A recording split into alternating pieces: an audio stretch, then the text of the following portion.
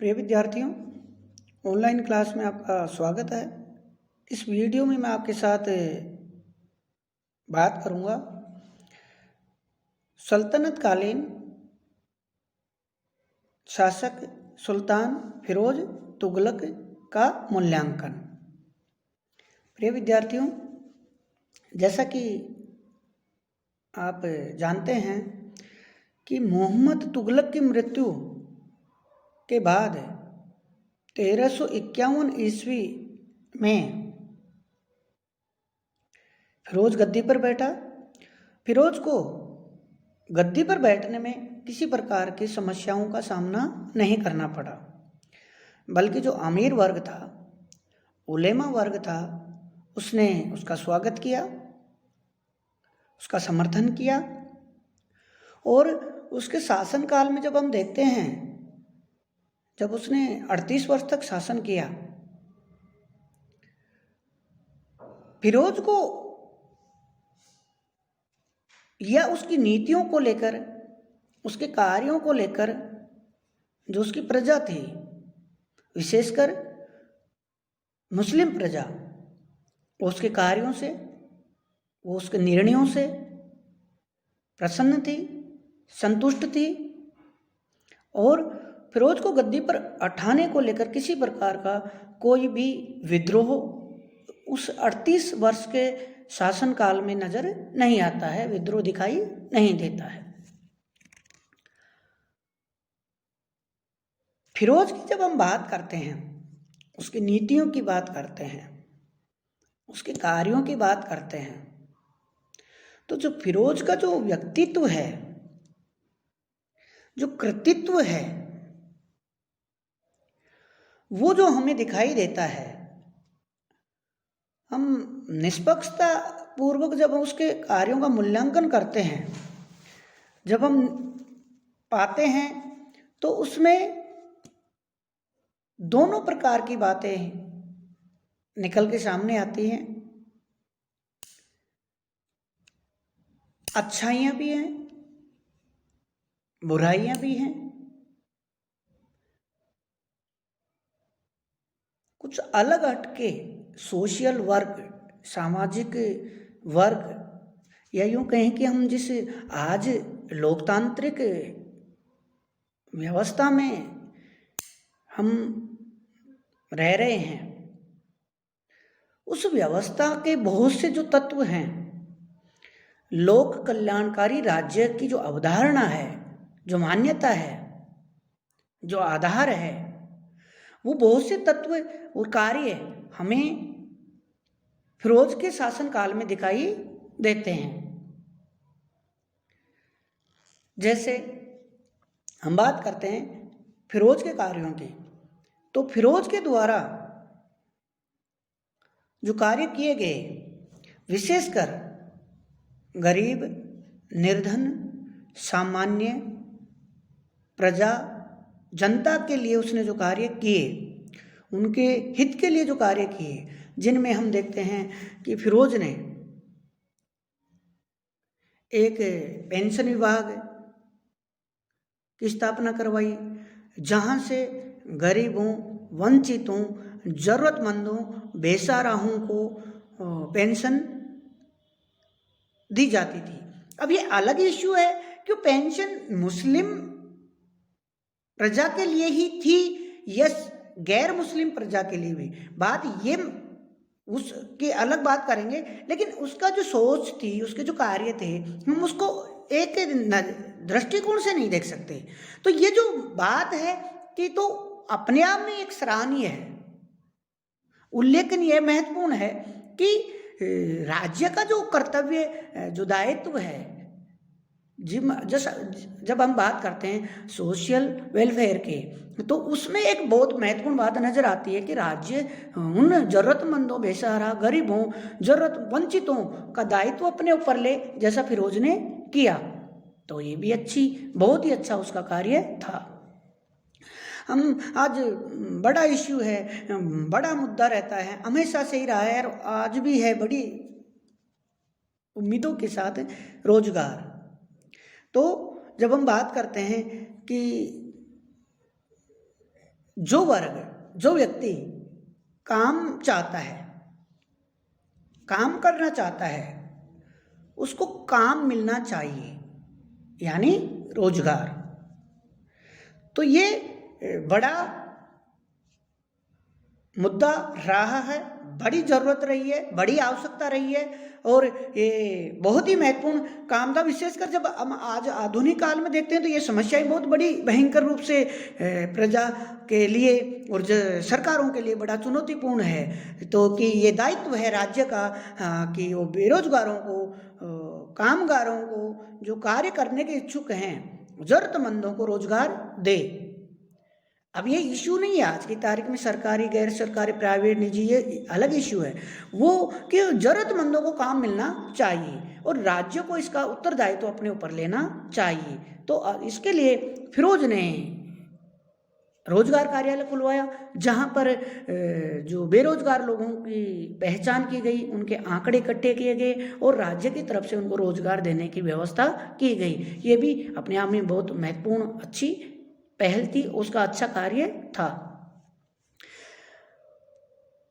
तीसरा, उसके द्वारा जो दारुल शफा, जहां से राज्य की तरफ से निःशुल्क दवाइयाँ, जड़ी बूटियों के रूप में जो उस टाइम उपलब्ध थी, प्रचलित थी, सफल थी, जड़ी बूटियों के द्वारा जो दवाइयाँ राज्य की तरफ से निःशुल्क उपलब्ध कराई जाती थी, मरीजों को निःशुल्क भोजन कराया जाता था, ये भी बहुत सराहनीय कार्य था।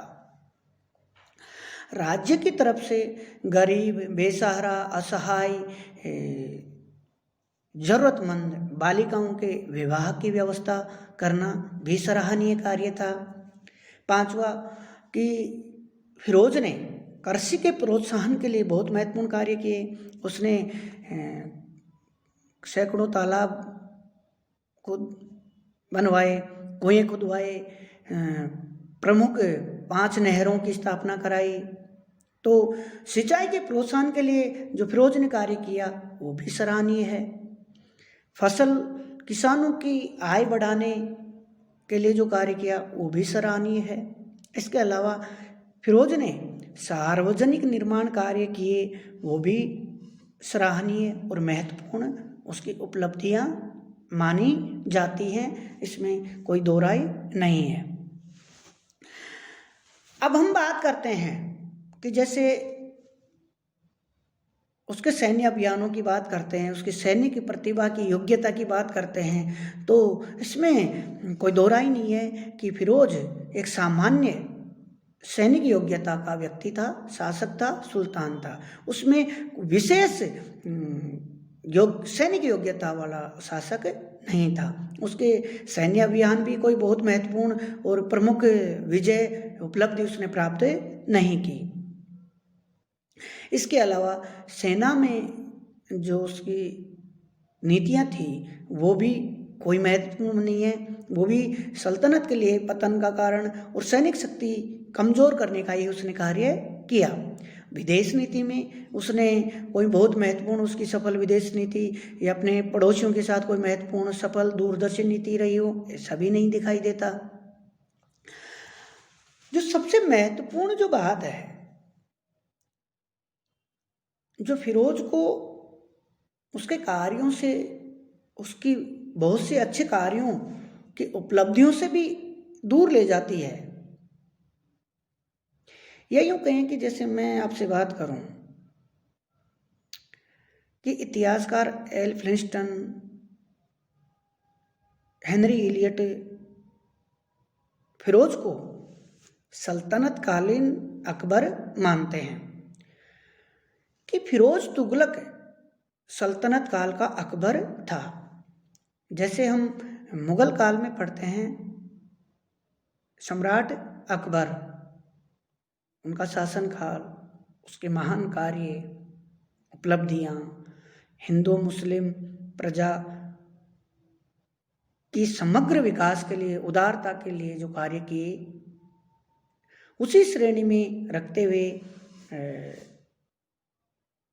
एल फ्लिंस्टन, हेनरी इलियट, ये जो विद्वान हैं, इतिहासकार हैं, वो कहते हैं कि अकबर की महानता और अकबर की श्रेणी का और अकबर की तुलना का ही शासक था, सुल्तान था फिरोज तुगलक। यानी वो कहते हैं कि फिरोज तुगलक सल्तनत कालीन अकबर था।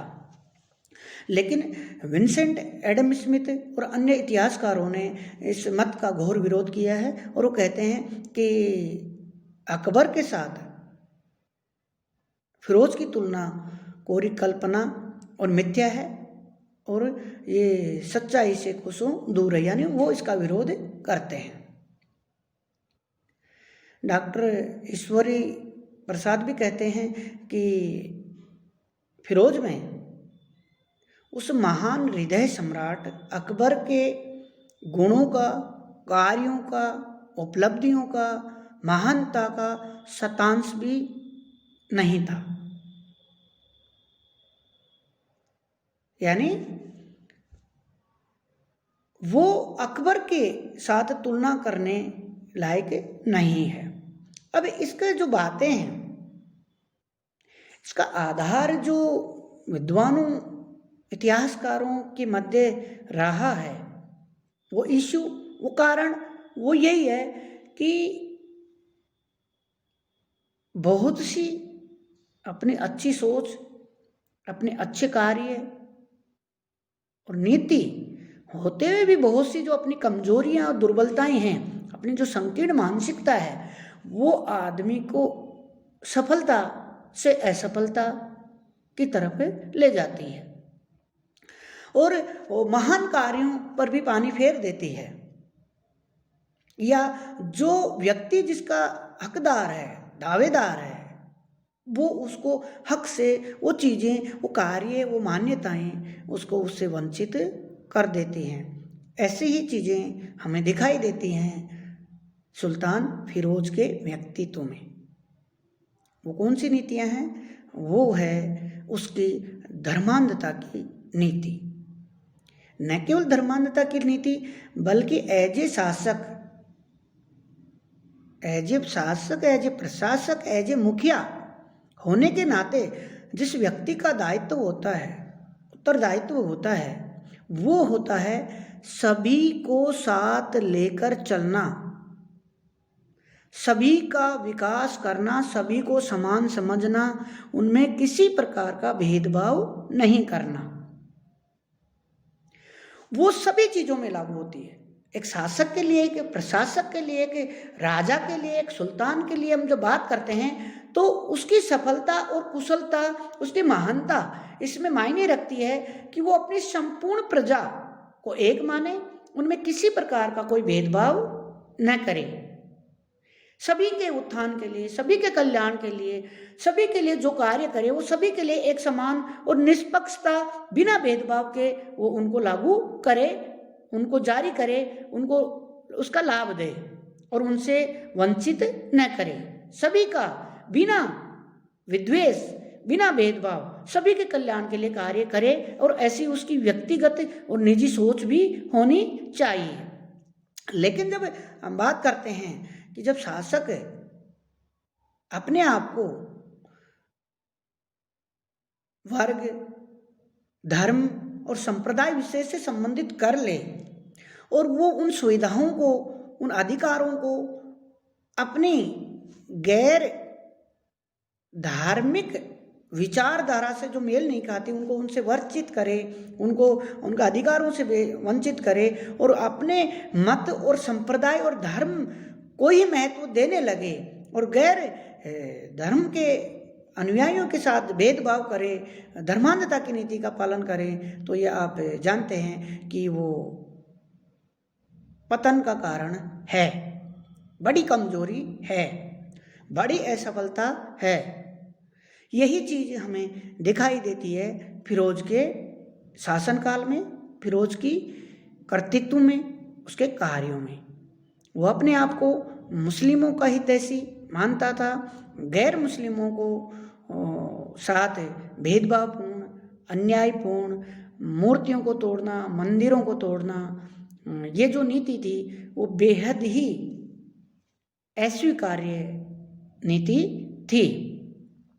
राज्य के अधिकांश सुविधाएं, योजनाएं जो जारी की गई वो मुस्लिम प्रजा के हित के लिए जारी की गई और उनको गैर मुस्लिमों को ज़्यादातर सामान्यतः हम देख सकते हैं कि शायद वंचित ही किया गया होगा। तो ये जो बातें हैं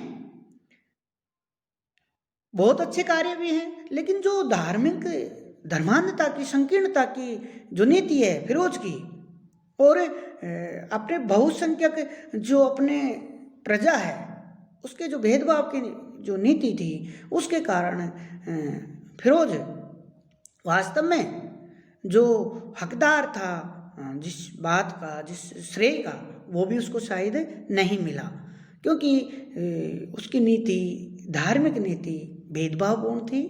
तो हम ये कह सकते हैं कि फिरोज का शासनकाल है वो सार्वजनिक निर्माण कार्यों, सिंचाई के प्रोत्साहन के लिए, सामाजिक कार्यों के लिए काफ़ी हद तक सराहनीय है।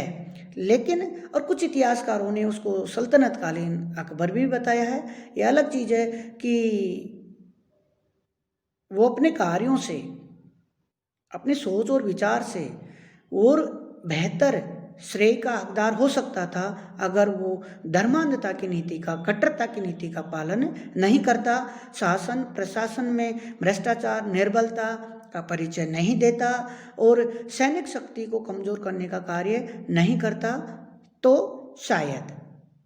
खैर, फिरोज का शासनकाल कई मायनों में महत्वपूर्ण रहा है और 38 वर्ष के बाद फिरोज तुगलक की मृत्यु हुई और उसके बाद उसका कोई योग्य शासक गद्दी पर नहीं बैठा। और जब हम देखते हैं कि फिरोज की मृत्यु के बाद कुछ समय पश्चात ही 1389 से लगाकर 1414 की हम जब बात करते हैं, लगभग 24-25 साल के बाद ही तुगलक वंश का पतन हो गया और एक नए वंश, सैयद वंश की स्थापना हुई। धन्यवाद।